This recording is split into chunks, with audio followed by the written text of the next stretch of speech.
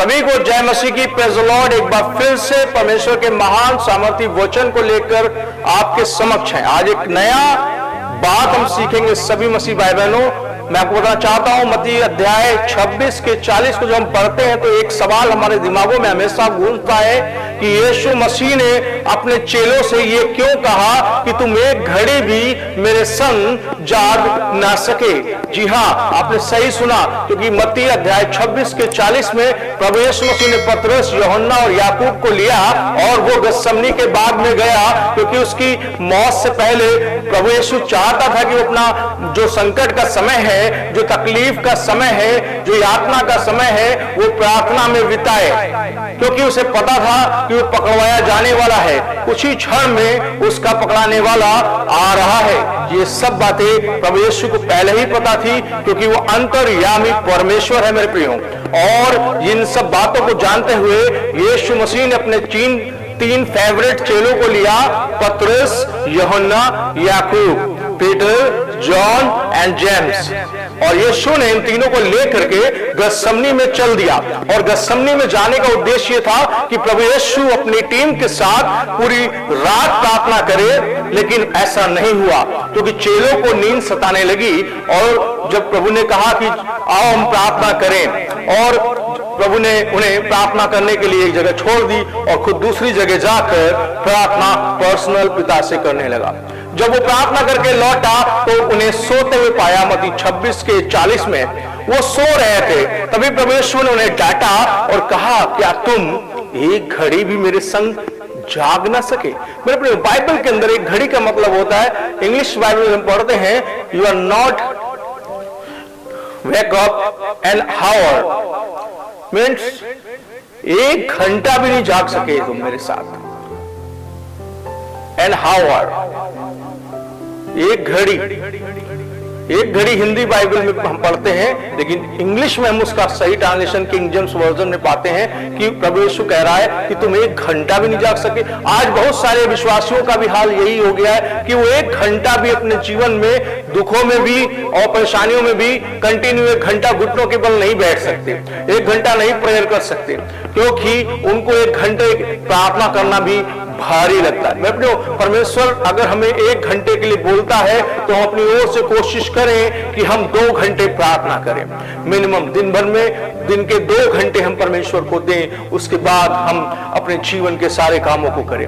मेरे प्रियो, पिछले समय हमने पाया कि प्रभु यीशु मसीह जब गethsemane में गया तो उसने अपनी मौत से पहले अपने पिता के साथ कुछ पल बिताना चाहा। मेरे प्रियो, जो हमारे ऊपर संकट आता है हम व्याकुल होते हैं, हम प्रार्थना नहीं करते, लेकिन यीशु से हम सीखते हैं कि जब उसके ऊपर संकट आया उसे पता था और उसने गethsemane में प्रार्थना की कि हे पिता, यदि हो सके तो यह कटोरा मेरे पास से हटा ले।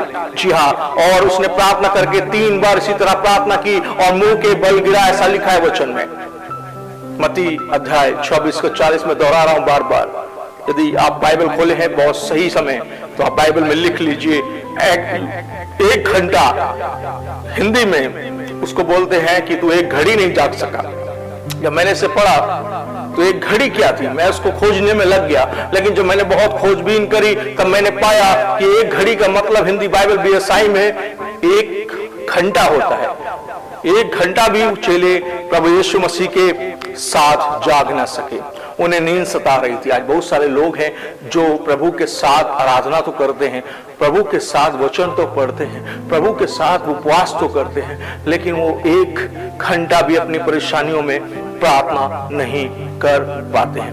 मेरे परमेश्वर महान है, वो हमें ब्लेस करने वाला परमेश्वर है, वो हमें आशीषित करने वाला परमेश्वर है, वो महान राजा है, वो सर्वशक्तिमान है। वो चाहता है कि हम एक घंटा उससे बातचीत करें, क्योंकि यिर्मयाह 33 के 3 में लिखा है कि तू मुझसे प्रार्थना कर और मैं तेरी बड़ी बड़ी बातें जो तू करेगा प्रार्थना में उसे सुनकर तुझे उत्तर दूंगा। मेरे पर बहुत सारे लोग बड़ी बड़ी बात करते हैं, करना चाहिए प्रार्थना में, क्योंकि हमारा परमेश्वर छोटा परमेश्वर नहीं है, हमारा परमेश्वर बड़ा परमेश्वर है, हमारा परमेश्वर महान परमेश्वर है, हमारा परमेश्वर दूसरों के जीवनों में अद्भुत कामों को करने वाला परमेश्वर है। हमारे परमेश्वर के समान कोई परमेश्वर पैदा ही नहीं हुआ है आज तक। इज़राइल के बेतलहम में एक बड़ा परमेश्वर आया था, लेकिन कुछ लोगों ने उसे इन्फेंट जीसस बना दिया, छोटा यीशु बना दिया। लेकिन यीशु मेरा छोटा नहीं है, यीशु मेरा महान सामर्थी है और वो शक्ति है जो तमाम शक्तियों के ऊपर राजा है। अंधकार भी इसके आगे घुटने टेकता है, इस संसार का सरदार भी घुटने टेकता है। जिसको पूरी दुनिया पूज रही है, वो उस सरदार को भी यीशु के आगे रोना पड़ता है, यीशु के आगे गिड़गिड़ाना पड़ता है। मेरे भाई मेरे बहन, हमारे पास वो परमेश्वर है। वचन में यीशु कह के गए कि तुम्हारे पास वो है जो संसार में है उससे भी बड़ा है। राखांदो लाबा राबाबा शखरा, we have the big God, Holy Spirit teaching us. संगारारी खोंदो लाबाराना, आपको पवित्र आत्मा बताएगा जब आप 1 घंटा उसके सामने घुटने टेकेंगे। आज यीशु नहीं है, लेकिन यूहन्ना 14 अध्याय कहता है यीशु पवित्र आत्मा के रूप में है। यीशु आज आपके पास पवित्र आत्मा और सहायक बनकर काम कर रहे हैं, लेकिन आप पवित्र आत्मा को पुकार नहीं रहे। आप यीशु को पुकार रहे हैं। आप 1 घंटा पवित्र आत्मा को पुकारे, 1 घंटा यीशु के आगे झुके और कहे मेरे परमेश्वर मेरे जीवन में अद्भुत कामों को करे। वो महान परमेश्वर, वो बड़ा परमेश्वर, वो छोटा मोटा परमेश्वर नहीं है, वो सर्वशक्तिमान परमेश्वर आपके जीवन में अद्भुत काम जरूर करेगा। मेरे भाई आप विश्वास करें, परमेश्वर आपसे प्रेम करता है, परमेश्वर छुड़ाने वाला परमेश्वर है, परमेश्वर आपकी तंगियों को दूर करने वाला परमेश्वर है। यदि आप बीमारी में हैं 1 घंटा प्रार्थना करें, यदि आप कर्जे में हैं 1 घंटा प्रार्थना करें, यदि आप दुष्ट आत्मा के बंधनों में ग्रसित हैं और दुष्ट आपको छोड़ नहीं रहा है, आप 1 घंटा प्रार्थना करें हृदय से, घुटनों के बल करें, चेयर में बैठकर नहीं, वेस्टर्न कल्चर की तरह नहीं, बेंच में बैठकर नहीं, ब्रिटिशियन प्रेयर ना करें, मसीहत की प्रेयर करें। क्रिश्चियनिटी के जो रियल हीरो थे वो सब घुटनों के बल गए। वो नबी जो परमेश्वर के ओल्ड टेस्टमेंट में हम देखते हैं वो सब घुटनों के बल गए। लेकिन आज की मसीहत में लोग चेयर पर बैठकर, सोफे पे बैठकर, कुर्सियों पे बैठकर प्रार्थना करना अच्छा समझते हैं। मेरे प्रिय, मैं इसलिए कह रहा हूं, खुदा के आगे झुको वचन कहता है। दाऊद भी राजा होकर घुटने टेकता था, यीशु भी राजा होकर घुटने टेकता था, यूसुफ भी प्रधानमंत्री होने के बाद भी मिस्र देश का घुटने टेकता था। वो राजा था। बड़ी बड़ी हस्तियां, सुलेमान ने भी परमेश्वर के आगे घुटने टेके। तो आप अपने आप को स्पेशल क्यों बना रहे हैं? जब खुदा आपको स्पेशल बनाएगा, जब खुदा आपको चमकाएगा, आप चमकेंगे। मेरे प्रिय, मेरे परमेश्वर के सेवकों, आपसे कहना चाहता हूं कि परमेश्वर आपको चमकाएगा। बस 1 घंटा उसके, 1 घड़ी उसके साथ जाग ले। पतरस अगर उस दिन जागा होता तो कुछ अद्भुत होता मसीहत में। यदि यूहन्ना भी जागा होता तो अद्भुत होता, लेकिन तीनों ही सो गए। आज हम लोग प्रार्थना करने के लिए ग्रुप बनाते हैं, हम प्रार्थना करने के लिए अच्छे भले बने उद्देश्य से व्हाट्सएप ग्रुप बनाते हैं, तमाम ग्रुप बनाते हैं, लेकिन होता कुछ और है। ऐसा क्यों है? क्योंकि हम प्रार्थना के बिना करते हैं, क्योंकि हम पहला स्थान यीशु को नहीं दे पाते, हम प्रार्थना नहीं कर पाते और हम बिना फोकस के, बिना एजेंडा के, बिना एम के हम निकल जाते हैं।